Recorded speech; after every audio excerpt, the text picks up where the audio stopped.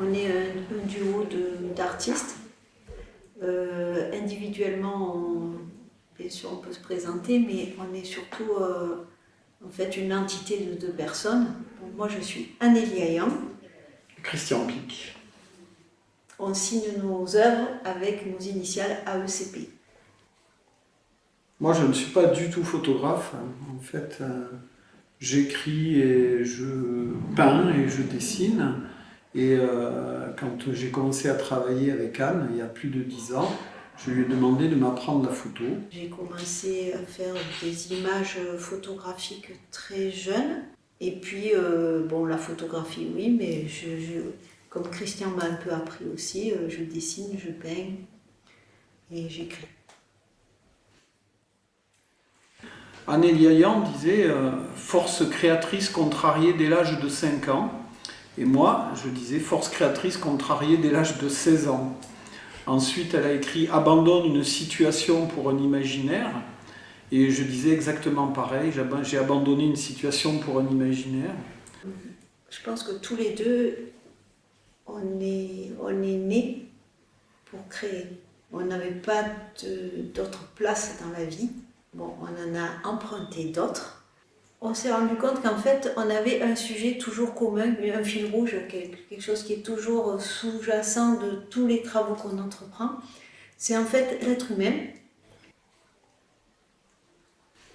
Oui, c'est vrai que c'est un peu nos créations, mais elles ont un but. Le but, c'est d'être montrées avant tout. C'est pour ça qu'il y a ce lieu existe. Et elles sont montrées pour que les gens puissent apprécier ou ne pas les aimer. Mais en tout cas, elles ont une fonction, c'est de générer du langage, générer de l'échange entre les êtres humains. On a mis longtemps pour caler ça, mais on s'est rendu compte qu'on voulait sortir de l'art contemporain. Parce que l'art contemporain est un art qui, globalement, parce que bien sûr il y a des exceptions, mais globalement méprise l'humain. Et le rôle d'une œuvre d'art, c'est justement une passerelle entre des humains. Il y a peu de photos impromptues, ou alors si elles sont impromptues, elles sont stockées, et un jour ou l'autre, elles serviront coupées en 2, coupées en 8. Une partie de cette photo va se greffer sur une autre photo. Et on construit aussi une histoire chaque fois qu'on fait une image, c'est-à-dire que au-delà de la mise en scène dans l'image, il faut que cette image, elle dise des choses. On a réalisé une œuvre l'an dernier avec 160 000 escargots, c'est ça, 80 000 et 80 000 sur les 2 heures. Et en fait, donc il a fallu les ramasser, les laver, les nettoyer, les peindre un par un et les coller les uns aux autres. Et en fait, c'était magnifique. Et ce qui était magnifique, c'était toute la période de ramassage, l'élaboration de cette œuvre dans la tête. Et ça n'est pas comptabilisé. Mais les gens qui ont vu cette œuvre ont pris conscience effectivement du temps qu'il a fallu pour réaliser cette œuvre avec 160 000 petits escargots, gros comme l'ongle du pouce de la main. On n'est pas du tout favorable à l'IA pour plusieurs raisons. C'est surtout et la raison principale, c'est l'utilisation qu'on en fait. Parce que l'IA en tant que telle, c'est assez intéressant, hein, c'est ce qu'on a marqué dans ce livre. L'IA questionne le sens de notre vie. Ne pas en tenir compte est impensable. En fait, l'IA révèle nos angles morts et devrait nous rendre meilleurs. Moi, je suis favorable à l'IA, mais je suis absolument effrayé par l'utilisation que vont en faire nos politiques.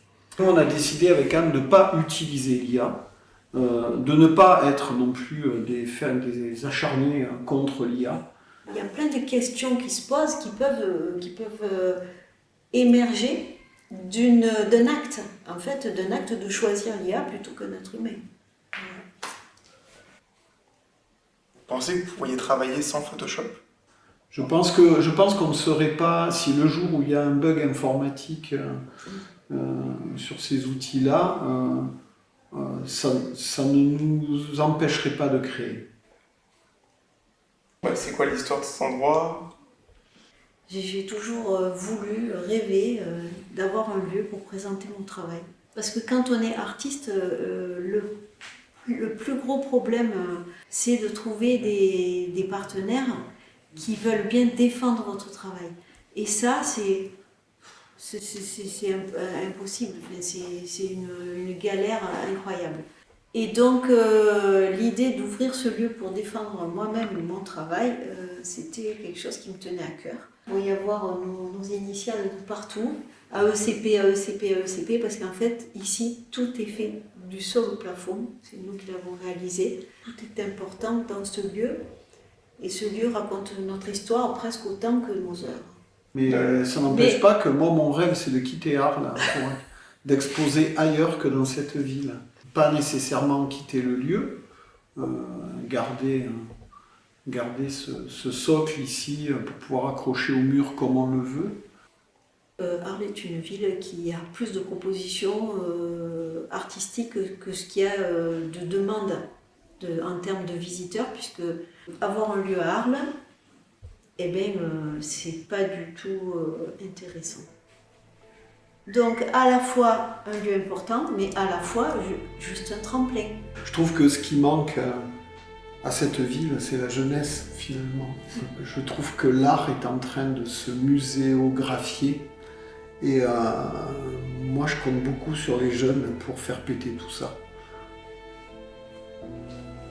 Soyons joyeux, soyons fous, allons jusqu'au bout de nos rêves.